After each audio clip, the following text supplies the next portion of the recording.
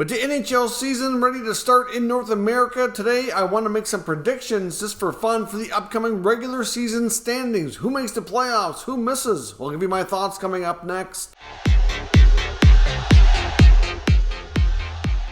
So welcome back to another video here at Top Shelf Hockey. As I mentioned, just because the NHL is getting underway here. So welcome back to another video here at Top Shelf Hockey. As I mentioned, with the NHL season getting into the full swing of things, here later today, of course, we already had a couple of games in Europe, but the North American part of the schedule, the main part here, gets underway. I wanted to go ahead and make some predictions. I do this every year. It's really just for fun. It's really difficult and challenging to make a ton of predictions and get a lot of it right. I'm sure some of these at the very least will be different or wrong than what we're predicting here, but you know what? That's okay. This is only for fun, and this is the early season assessments I've made based on all the moves we've seen in the offseason, all the stuff we've seen through training camps, and there's bound to be a few surprises. So what we're going to do here today is we're going to go through each division, each conference. I'm going to give you my prediction on the standings and who makes the playoffs. I'll probably do another video sometime over the next few days, digging a little deeper into this and kind of giving you a way too early Stanley Cup prediction. But for right now, let's go division by division, and we'll start with the Western Conference. My predictions for the Central Division, I have the Blackhawks and the Coyotes battling for the basement here. So I'm predicting the Arizona Coyotes will win that battle and finish last as they look to try to go for the first overall pick. Same thing with Chicago. Both teams will be quite a bit lower than the rest of the division with a big gap there. But I have Arizona in 8th and Chicago in 7th, followed by the Winnipeg Jets in 6th. I think the Jets are going to be an interesting team to watch. We know they didn't have a great year last year. They got a new coach, Rick Bowness. I just don't know that they're really going to have the talent and the everything necessary to really make a big leapfrog here in the standings. I think a lot of these teams ahead of them are just a stronger team overall, and I think we might see some significant change within the Jets team throughout the season as things may not go as planned. Moving up to the next spot, we have the Dallas Stars. The Dallas Stars, to me, are a team that I know some are predicting a little bit higher. They get a new coach in Peter DeBoer. They have a little bit more youth. We'll see how a young rookie like Wyatt Johnson has an impact here. He's been a real, story in hockey over the last year or two, how he's really progressed since being drafted. Really, it's been quite amazing. We'll see what kind of impact he has. But do the Dallas Stars have enough to go into the playoffs? I'm not so sure. I have them right now finishing in 5th place in the division. Now the next 4 teams in the Central, I have all qualifying for the playoffs. In 4th place, I have the Nashville Predators. Of course, the Preds had a good start to the season with a couple of victories picked up in Europe over the San Jose Sharks. So we know they're off to a good start there, but I do think they have solid goaltending, pretty solid defense. They've added some extra scoring this year, and I do think Nashville will be a playoff team, and I have them in 4th place. Next up in 3rd place, I have the St. Louis Blues. To me, the St. Louis Blues are a team that's going to be very interesting to watch as well. They're going to do as well, I think, as Jordan Binnington allows them to do. They don't have the goaltending like they did last year in terms of Ville Husso not being there. Thomas Greiss is a capable backup, but certainly I'm not sure that he'll perform at the same level we saw Husso do last year. So if Binnington's not his usual cup-winning self, then they may struggle. We also have some key players like O'Reilly and Tarasenko playing for new contracts. They're pending UFAs, and I can see them also, having solid years as they battle for the next contracts. And then you get some young stars like Thomas and Kyrou coming off getting their next big contract signed this offseason. They have something to prove here as well. So I have the Blues having a pretty solid year, finishing in the top 3 in 3rd place. In 2nd place, I have the Minnesota Wild. I think Kirill Kaprizov is going to find yet another level. I think we're going to see Marc-Andre Fleury really, flourish in the net, so to speak, with having the show all to himself now that Cam Talbot is no longer there. I think we're going to see a big year out of Minnesota. They do have a big cap crunch that's only going to get worse here in the next couple of seasons. I'm not sure that they're going to be as offensive as they have been before with the loss of Kevin Fiala. A lot of that offense hasn't been replaced, but I do think Kaprizov's going to take his game to another level to at least replace part of that, and they'll be even better defensively in between the pipes to hopefully still be in that top 3. But I have the Wild in 2nd place. And then winning the division is the defending Cup champions, Colorado Avalanche.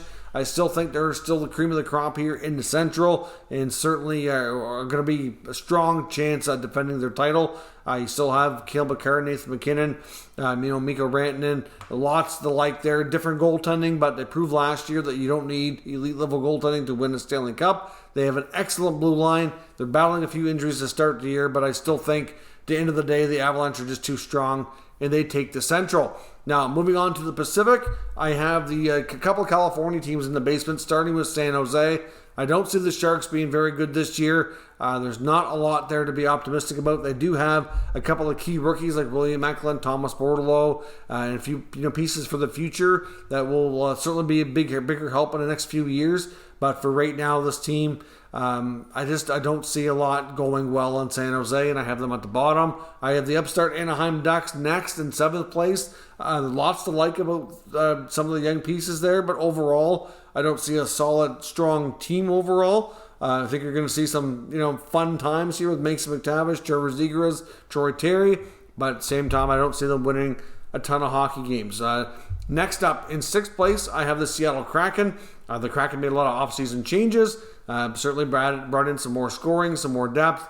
I still don't know that they're going to make a ton of progress. I think they'll be better than last year, but I don't see them moving up the standings a lot, and I don't see them battling for playoffs here. I think they're going to be a little bit disappointed with year 2, but at the same time, I still think it's going to get better, and it's trending in the right direction. In 5th place, we have the Vegas Golden Knights. I don't think they can make the playoffs with what they have on their roster right now. They gave up some key scoring in Max Pacioretty.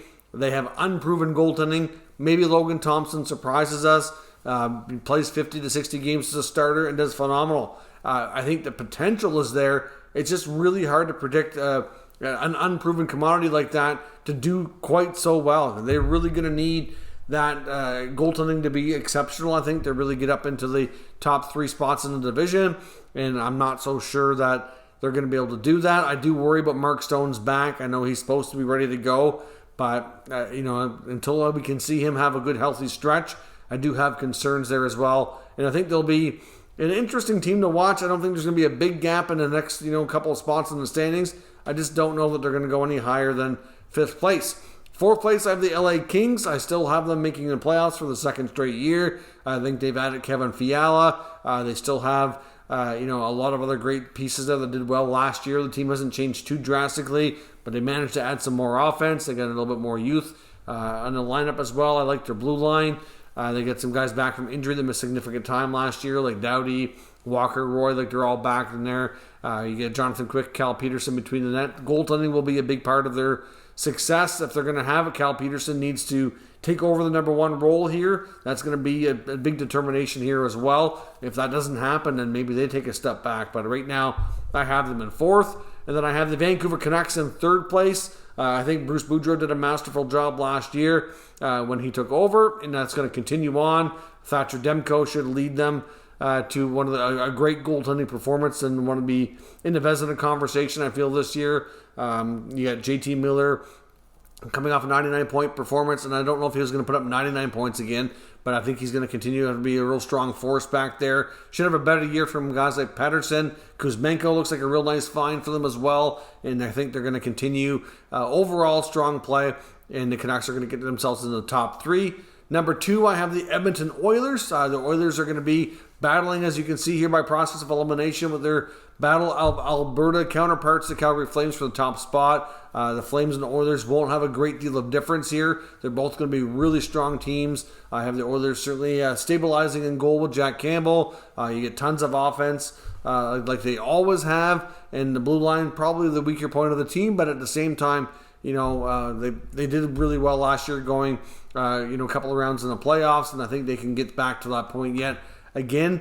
And in the first place, we have the Calgary Flames. I think the Flames might be as good, if not better, than last year. Even losing Gaudreau and Tkachuk, they made some interesting additions with Huberdeau, Weegar, Kadri. Another strong year out of Jacob Markstrom. That blue line is one of the best in the league, on paper at least. So this team can stay healthy. The Calgary Flames can definitely win the Pacific and get prepared for hopefully a more successful playoff run.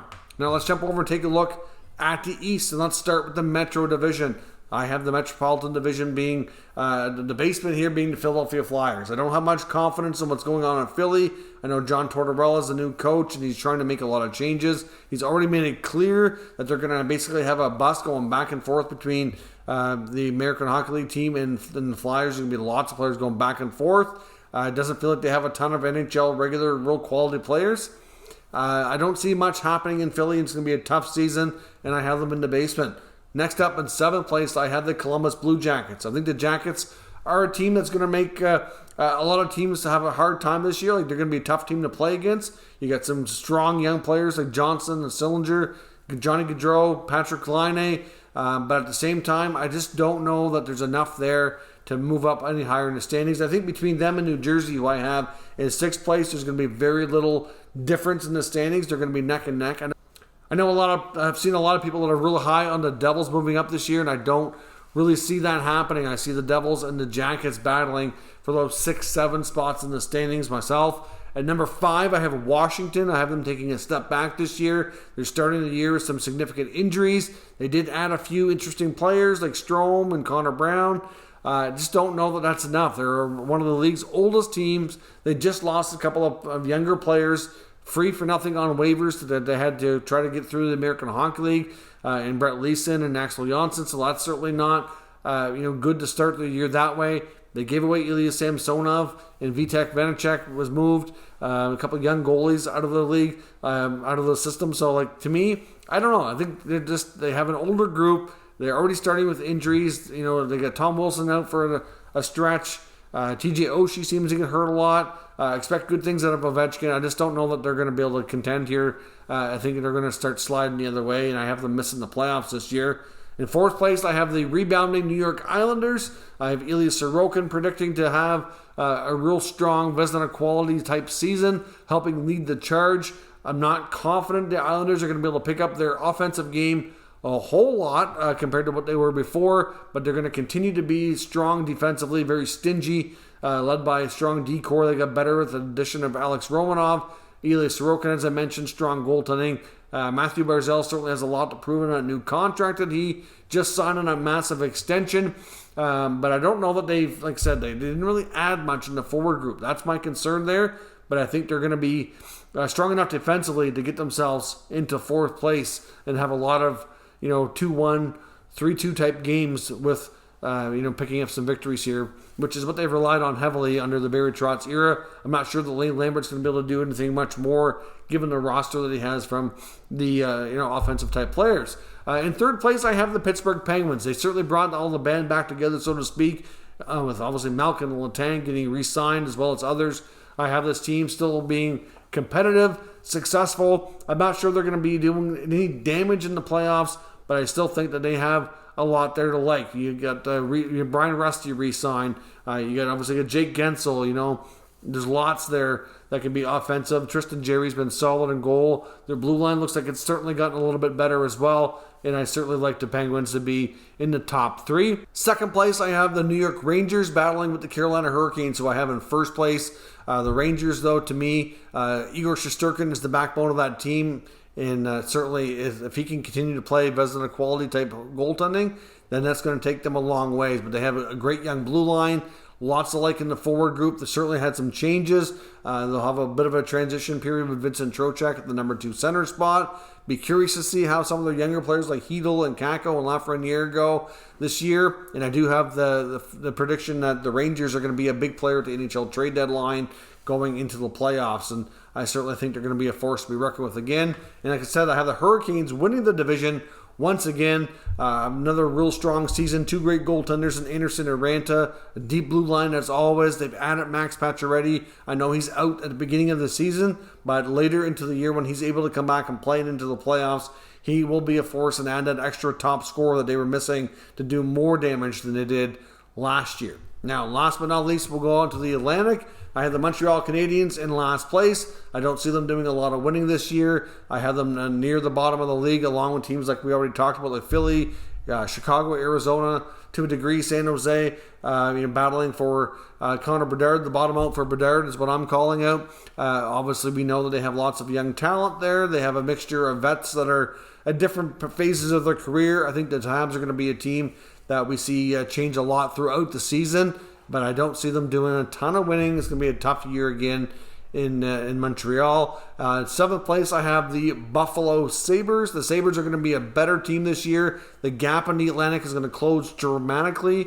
The difference between 3rd all the way down to 7th place is not going to be nearly as big. It's going to be a small gap. It's going to be tight. The Sabres are going to be greatly improved. You're going to see lots of improvements from the young guys, especially. They have a young blue line that's not necessarily going to be elite yet, but has potential to be down the road. And I like, there's lots to like there in Buffalo. I just think that teams like Detroit, Ottawa, and they still get some other veteran teams like Boston ahead of them. I just think that they're not going to be able to move up in the standings just yet. But another year or so, and they'll make their moves. In 6th place, I have Detroit. Detroit made a ton of moves as well. I just don't know that I like their moves as much as a team like Ottawa. I do think Ottawa improved the most in this division. Detroit will be much better, and I think they're going to, again, look at last year between the playoff teams and the non-playoff teams. The gap was enormous, and that's not going to be the case this year. Detroit, again, a very tough team to play against. Greatly improved, closing the gap, not getting into the playoffs yet, but certainly moving their way up, and there's lots to like there in Motown as well. In 5th place, I have the Boston Bruins, and I might come across as a hot take, but I do see the Bruins starting the year with a lot of injuries. They certainly have some vets there like Nick Foligno that are not pulling their weight, and I do have concerns. Obviously you got David Krejci's been out of the league a year. Is he? What we're going to see out of Krejci? Bergeron, top player, but another year older, playing without Marchand to start the season, with no McAvoy. I have concerns over the health of the team and some of the aging stars. Can they continue to keep up? It's hard to bet against the Bruins because they always find ways to win. They're so good at finding a way. I just don't know that they're going to be able to find it quite enough this year. I don't see them making the playoffs, but I don't see them missing by a whole lot, and they're certainly going to be in the mix for sure, and I'm sure there's going to be some that disagree with that take, but I do think the Bruins are risky to take a step back this year. In 4th place, I have the Ottawa Senators, and I'm sure there's going to be some that disagree with that take. Obviously, I think they need to improve their defense if they're going to really be making a real shot here, being a playoff team like I have them. And I do have a prediction that they will be making another significant trade sometime early in the year to really kind of help that blue line be a lot more secure back there. And that's going to help them get to this point. But they have 2 first lines. Their top 6 is tremendous. They're going to have one of the best power plays, at least potentially, in the league. If they can get average to above average goaltending and make some small improvements, I think this team is going to be a deadly force in a lot of nights. They're going to be built like some of the top offensive teams, though, so they're going to see some high-scoring affairs, but I think they can get themselves up in the 4th place and get them to the playoff contention. 3rd place, I have the Florida Panthers. I don't know that they're going to be a better team this year. They had a record-setting year last year, and even with adding Matthew Tkachuk, but losing Uyghur and Huberdeau, lots to like about Tkachuk, sure, but I don't know that they're a better team short-term. I think that I have a lot of concerns over the Florida Panther blue line. Again, if they're going to win games, it's going to have to be higher scoring. And I just think that they're not going to be quite as good as last year. And to be honest, I even contemplated putting them lower. I think the Florida Panthers are going to be a good team. But I do think there's legit reason for some concerns, especially on the blue line. And that's going to possibly hold them back from being able to compete with anything they did last year. 2nd place, we have the Tampa Bay Lightning. The Lightning are always a force to be reckoned with. Lots to like, again, of course, back-to-back championships, and then almost a 3rd one last year. They still have largely the same team. We get Andrei Vasilevsky between the pipes and all those top guns there. They're always a force, and they're going to be in the top 2 spots for sure. But I do have the Maple Leafs winning the division. I do think Ilya Samsonov will become the starting goaltender throughout the season and outperform Matt Murray between the pipes. But overall, goaltending will be a little bit more stable than many predict. And at the same time, I do like their offense. There's what's not to like. They're one of the best offensive teams in the league. They're going to score their way to victory. And they're going to be right at the top of the division, which will give them a better matchup going into the upcoming playoffs which I think could help them get their first series win in some time. So those are my standings predictions for now. We'll get into doing playoff predictions and Stanley Cup predictions here in the very near future. So let me know what you think. Give me some comments down below on how you think these divisions are going to work out, and which teams do you think are going to win, who's going to be at the bottom. Give me your predictions and we'll discuss further in the comments. If you're new to the channel, of course, make sure you subscribe and stick around. We'll keep you up to date with the latest news, rumors, and analysis on all 32 NHL teams. Thank you for watching, and I'll catch you next time.